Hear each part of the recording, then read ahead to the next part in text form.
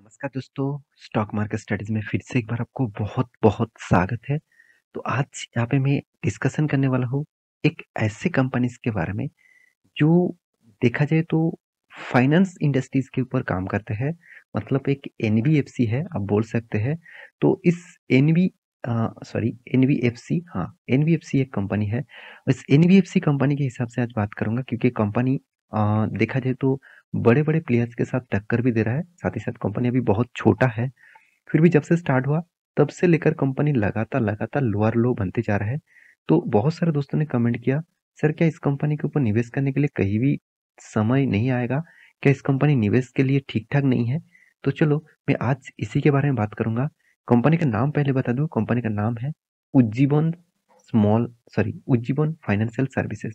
देखिए, Ujjivan small finance and bank जो आप जानते हैं, वो उज्जीवन फाइनेंशियल सर्विसेज़ का ही एक सब्सिडरीज़ कंपनी है। मतलब बैंक का पेरेंट कंपनी कौन है? Ujjivan financial services.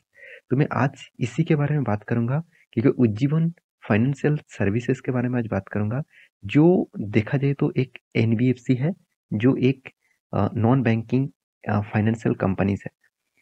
तो इस कंपनी ने पिछले दिन में एक बहुत बड़ा अपडेट दिया, जिस अपडेट के चलते हुए कंपनी में फ्यूचर में क्या राय होने वाला है, उसके बारे में ज़रूर बात करूँगा।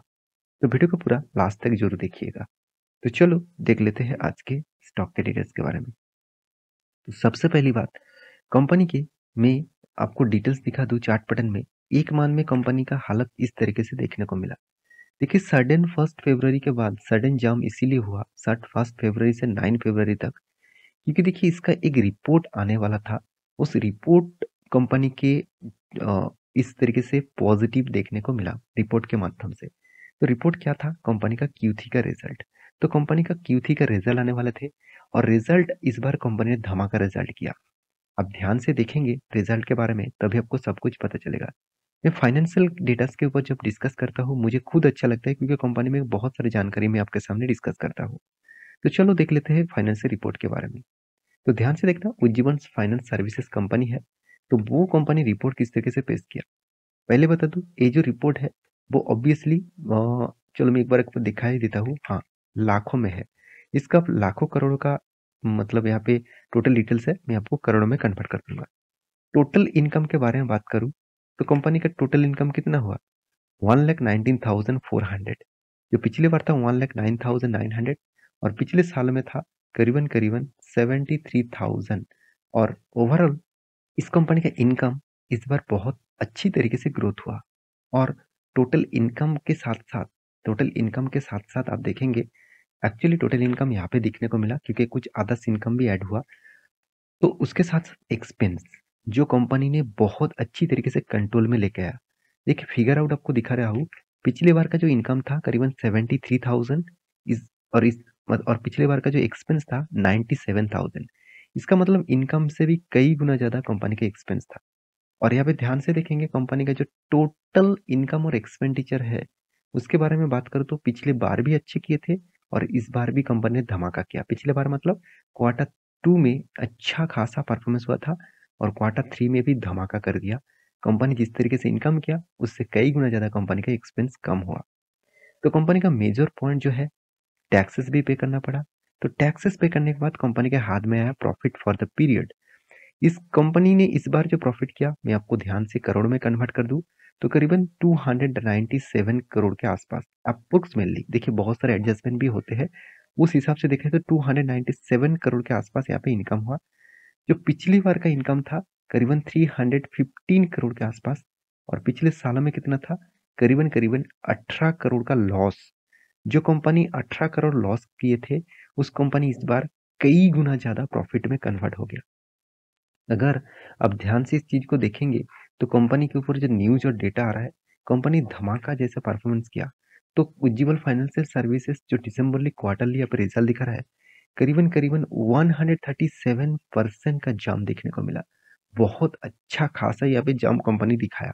इसीलिए मैं बार-बार बोलता हूँ, किसी भी कंपनी के ऊपर रिसर्च कर रहे हैं तो 1-2 बार रिसर्च करके छोड़ मत देना।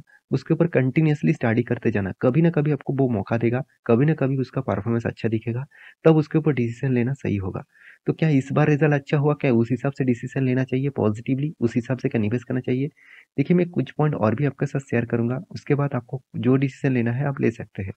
देखिए, अर्निंग पर शेयर के बारे में बात करूँ तो कंपनी का earning per share obviously positive में रहेगा और अच्छा खासा रहेगा, क्योंकि कंपनी का जो अर्निंग पर शेयर है पिछले बार की तुलना से कंपनी अर्निंग पर शेयर यहाँ पे ज्यादा देखने को मिला। एक पॉइंट आपको मैं यहाँ पे दिखा दूं, कंपनी इनकम पिछले बार तो अच्छा किए थे 300 करोड़ के आसपास, इस बार 200 करीबन 300 करोड़ अभी तक नहीं हुआ, 298 ही हुआ। और पिछले करीबन सालों में 182 करोड़ का लॉस किए थे, तो ये लॉसेस से इतना बड़ा जंप ऑब्वियसली पॉजिटिव है। साथ ही साथ कंपनी का पिछले बार की तुलना से इस बार का जंप भी अच्छा खासा था। तो क्या इस कंपनी के ऊपर अभी निवेश करना चाहिए? तो चलो बाकी पैरामीटर्स भी आपको दिखा देता हूँ। तो कंपनी कंपनी का पिछले जो जो मतलब जो फिगर था, पिछले जो रिपोर्ट था, उस हिसाब से देखा जाए कंपनी ने के ऊपर लगातार लगातार लॉसेस देखने को मिला था। करीबन करीबन 99 करोड़ का, 68 करोड़ का, 182 करोड़ का आसपास लॉसेस देखने को मिला था। तो उसको कंपनी रिकवरी भी किया, और देखा जाए तो फोर्थ क्वार्टर से, पिछले सालों के फोर्थ क्वार्टर से लगातार लगातार कंपनी प्रॉफिट को मेंटेन किया। अभी साल भर की बात करूं तो साल भर में भी कंपनी का लॉसेस हुआ था 2020 में, 2021 में, 2022 सॉरी 2021 में, 2022 में। 2020 में कंपनी प्रॉफिट किए थे। तो कंपनी देखिए पॉजिटिवली तो रहा है एक साल के अंदर अंदर, उसके बाद कंपनी देखिए लगातार लॉसेस यहाँ पे दिया हुआ है। तो अभी भी कंपनी के ऊपर बहुत ज्यादा प्रेशर है, क्योंकि इसका कंपटीटर बहुत बड़े बड़े से कंपटीटर है। कंपनी 3500 करोड़ के आसपास मार्केट कैप है, बहुत छोटा सा कंपनी है, एक स्मॉल कैप टाइप कंपनी बोल सकते हैं। उस हिसाब से कंपनी में एक प्रेशर तो हमेशा बने रहते हैं।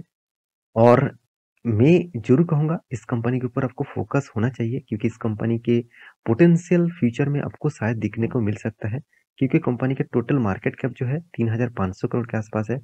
पी रेशियो एकदम रिजनेबल प्राइस में है। तो अभी फिलहाल के लिए इसका जो सिनेरियो है मुझे थोड़ा सा इंटरेस्ट नहीं देखने को मिलता। Return of equity, return of capital employed बहुत मतलब अभी खराब पोजीशन में है, क्योंकि मैं हमेशा आपको बोलता हूँ, जब जब डेप्थ ज्यादा है तो उस कंपनी के रिटर्न ऑफ कैपिटल एम्प्लॉयड देखना चाहिए। अगर डेप्थ कम है तो रिटर्न ऑफ इक्विटी देखना चाहिए।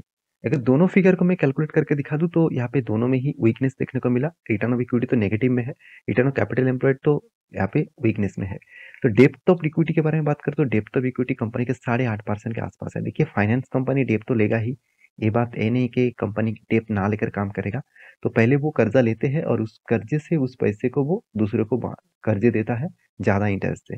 मान के चलिए कंपनी ने कर्जा लिया 10 मतलब 10% के आसपास कर्जा लेकर काम कर रहा है, और कंपनी दूसरों को कर्जा दे रहा है 12% के आसपास। तो 2% में वो यहाँ पे पैसा कमा रहा है। तो फाइनेंशियल सेक्टर में इसी तरीके से चलते रहते हैं। तो इस कंपनी के ऊपर क्या फ्यूचर के लिए इन्वेस्ट करना सही होगा? देखिए, मैं एक चीज मैं आपको पहले बता दूं, इंस्टीट्यूशन जहां पे आप देखेंगे तो एफआईएस के पास ही इस कंपनी का हिस्सेदारी देखने को मिलेगा। डीआईएस खुद खुद का माल पूरा का पूरा बेचकर भाग गया। क्यों नहीं भागेंगे? क्योंकि प्रोमोटर के सॉरी पब्लिक के बारे में बात करूँ तो देखिए, पब्लिक कितना जितना ज्यादा रहे पब्लिक के पास ही शेयर है, क्योंकि पब्लिक इस कंपनी के ऊपर इंटरेस्ट इसीलिए दिखा रहा है क्योंकि कंपनी का जो प्राइस है अभी लगातार लगातार गिरते जा रहा है। एक टाइम कंपनी 600 के आसपास कंपनी का प्राइस देखने को मिला था, आज कंपनी करीबन करीबन 290 के आसपास देखने को मिला। देखिए, एक साल में कंपनी धमाका जैसे रिटर्न दिया, कंपनी का प्राइस आ गया था करीबन 100 के आसपास। यहाँ पे 100 से कंपनी जबरदस्त तेजी देखने को मिला और करीबन 290 के आसपास पहुंच गया। तो यहाँ पे एक अच्छा खासा तेजी देखने को मिला, करीबन करीबन आपका फंड 1.5 गुना के आसपास कर चुके हैं। तो मेरे कहने का मतलब है, आप क्या ट्रेडिंग के लिए इस कंपनी को चूज करते हैं तो ठीक है, इन्वेस्टमेंट के लिए इस कंपनी को चूज करेंगे तो थोड़ा सा दिक्कत है। मैं आपको एक बात भी यहाँ पे टेलीग्राम में मैं अपडेट आपको दे चुका था कि जब कोई स्टॉक कोई भी पिछला जो रेजिस्टेंस था, पिछला जो रेजिस्टेंस और पिछला जो सप्लाई जोन था, वहां पे अगर टेस्ट किया, तो उसके बाद अगर कोई भी हैमर कैंडल बनाया, तो सोच लेना आपके लिए एक ट्रेंडिंग बन रहा है सेलिंग में। अगर यहाँ पे सेलिंग कहाँ पे बना, ध्यान से देखना, मैं थोड़ा सा आपको जूम करके दिखा देता हूँ और भी आपको क्लियर हो जाएगा।